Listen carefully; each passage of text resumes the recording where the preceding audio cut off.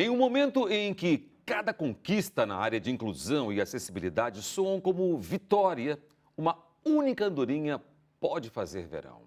Parafraseando a velha máxima, uma única professora pode fazer toda a diferença. Para falar sobre sua experiência com alunos surdos, convidamos a professora bilíngue Luciana Goldinho. Professora, muito bom dia, obrigado pela sua presença aqui no Repórter Visual. Conta pra gente inicialmente como começou o seu interesse pela comunidade surda. Olá, Davi. Primeiro, eu gostaria de agradecer o convite, de estar aqui conversando com você e falando um pouco da minha experiência. Então, o meu interesse surgiu em conhecer uma amiga surda. Sim. Nós nos conhecemos no ensino fundamental. Inicialmente, era uma comunicação por escrito, porque ela não sabia Libras. E depois, eu fui convidada pela mãe dela para fazer o curso normal junto com ela. Ah, sim. E ingressando na escola, ela foi a primeira surda, foi uma novidade, um rebuliço, e foi providenciado um intérprete para atender ela. E nesse processo inicial de inclusão dela na escola, nós também aprendemos Libras juntas. E ao final do curso normal, além de professora de alunos ouvintes, eu também havia me formado uma professora bilíngue. E me fala um pouco sobre a tua trajetória, não é, como profissional, né, o seu trabalho em escolas bilíngues. Eu iniciei meu trabalho em um projeto como voluntária, um projeto de educação infantil que me ensinou muito. Eh, Depois, eu atuei como professora bilíngue com aluno surdo-cego, que também trouxe uma experiência muito enriquecedora para Sim. mim. Atuei como intérprete de Libras e quando surgiu o concurso para professor bilíngue em Niterói, eu vi que aquela era a hora de atuar exatamente com aquela formação que eu tinha recebido há um tempo atrás. Aí eu ingressei na Prefeitura de Niterói como professora bilíngue, mas também na Prefeitura do Rio eu já tinha tido a oportunidade de ter alunos surdos. Maravilha. Você podia avaliar para a gente o paralelo, né, entre surdez e educação hoje no Brasil? Olha, a gente hoje consegue ter mais informações do que antigamente. Existem o INES, por exemplo, que é um instituto de referência para você, quando você fala em surdez, em educação de surdos, você pensa logo no Claro. INES. Então mas eu ainda sinto que a gente precisa conquistar muito. Existem agora concursos específicos, várias prefeituras estão abrindo concursos para intérpretes, para instrutores surdos, para professores bilíngues. Então, eu acho que até a própria comunidade, as escolas, de um modo geral, estão mais abertas. Quando você fala o termo Libras, as pessoas já se sentem mais à Já vontade. estão familiarizadas. Exatamente, não tem aquele susto. Quando aparece um aluno surdo, eles já sabem que tem que chamar um intérprete, que tem que ter um professor que domine a língua de sinais. Então, eu acho que a gente está conquistando um espaço bem maior em relação a Então, isso. o que a senhora listaria como maiores dificuldades, obstáculos mesmo, né, para a educação dos surdos no Brasil ainda? Olha, eu vejo que um trabalho com as famílias, de conquistar essas famílias para que elas vejam a importância de dar oportunidade da criança aprender Libras para ela se comunicar, porque ela vai ter muito mais oportunidades, porque existe um mito de que a criança vai aprender Libras e ela vai deixar de falar. E a gente que está o tempo todo com as crianças, a gente vê que isso não é verdade, que a criança ela tem potencial, Sim. se a família tem esse interesse, mas a gente está ali para oferecer uma outra opção para Como ela. qualquer outra língua. Exatamente. Tá certo. Então, esses obstáculos que você comenta é também na questão de estrutura das escolas?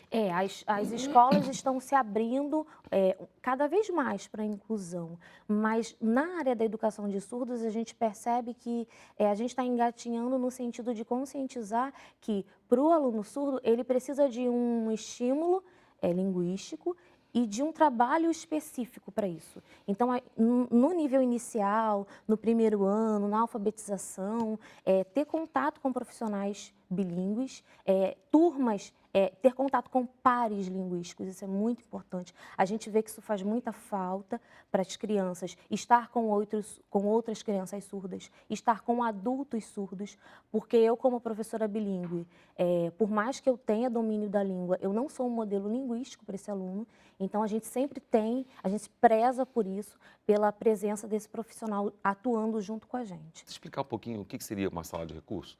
A sala de recursos, ela é uma sala que atende o aluno incluído no horário oposto, no contraturno do aluno. A sala de recursos atende a todas as deficiências, deficiência intelectual, aos alunos surdos, aos alunos com Down, qualquer aluno que esteja devidamente incluído no sistema, né? Ele vai receber um auxílio a mais. Um material adaptado, uma prova adaptada para o nível de aprendizado dele. Então, Isso além do horário dele naquela sala de aula normal, isso, ele digamos. estuda de manhã, ele vai para a sala de recursos à tarde e vice-versa. E vai ter lá um profissional que vai estudar o caso do aluno, estudar a síndrome que ele tem, Sim. os alunos autistas que precisam muito desse atendimento. A gente também atua acompanhando o aluno em sala de aula. Quando o aluno não pode vir até a gente vai até o aluno. Quando o aluno está hospitalizado, nós também vamos atender esse aluno. Olha, parece Quando o aluno está em casa, interessante. impossibilitado de ir para a escola. Então, são várias vias de atendimento e que vem dando suporte para esses alunos. E no caso do aluno surdo, esse suporte é o suporte linguístico. Em relação a essa educação bilíngue para os surdos, quais os avanços mais significativos nos últimos tempos em relação a esse tipo de educação? Olha, a Libras ela tem tomado uma proporção positiva, tem uma visibilidade depois do Enem, depois das campanhas políticas que estão inserindo cada vez mais intérpretes. Eu acho que depois do primeiro Enem, que lançou aquela proposta, né, da língua de sinais, do Enem, que agora é adaptado para a comunidade surda, isso vem mostrando para a sociedade a importância dessa atuação. Porque para o aluno, ele chega lá no Enem, ele passou por muitas dificuldades. E a gente vê que se ele recebe esse atendimento bilíngue, se ele recebe esse atendimento com profissionais que vão estimular ele a adquirir essa língua, ele vai ter um diferencial lá na frente, com certeza. Vai ter muito mais chances, né? Exatamente. Eu acho que esse é o nosso esforço maior. Dar ao aluno a possibilidade dele estar lá em paz de igualdade, de conhecimento e de acesso aos meios de informação, com certeza. Certo. Quando a gente fala desse trabalho de vocês, a gente pensa logo na questão do material também, que é usado nas salas de recursos também. Existe um material específico? Você já encontra o material ou é preciso produzir um material e pesquisar? Como é que funciona isso? Então, na Prefeitura de Niterói, nós temos um método para ensinar a língua portuguesa.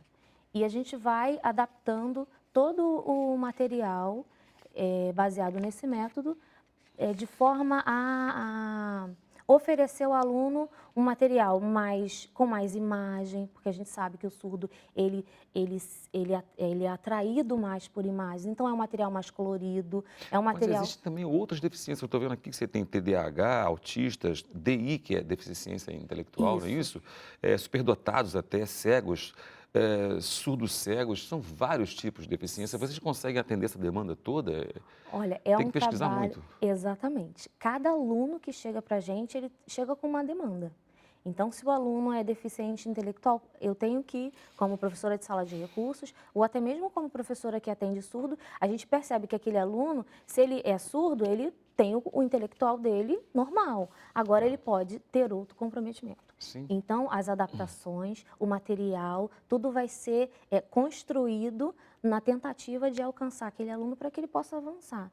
No caso do aluno autista, que tem muito comprometimento, a gente vai buscar, pesquisar as características daquele aluno, daquela deficiência, para fazer o máximo possível. Mas não é um trabalho, né, simples, com certeza. E pelo que a gente vê, vocês não estão sozinhos nisso. Tem os regentes de turma, né? Qual a Exatamente. importância de dar suporte a esses professores regentes de turma, né?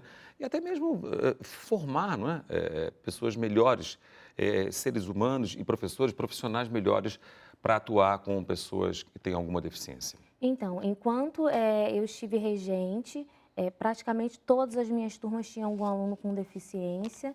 das mais variadas possíveis, e eu sentia na pele essa dificuldade de você dar conta de uma turma de 30 alunos ou até às vezes muito mais de 30 e tem aquele aluno incluído. O que fazer com aquele aluno?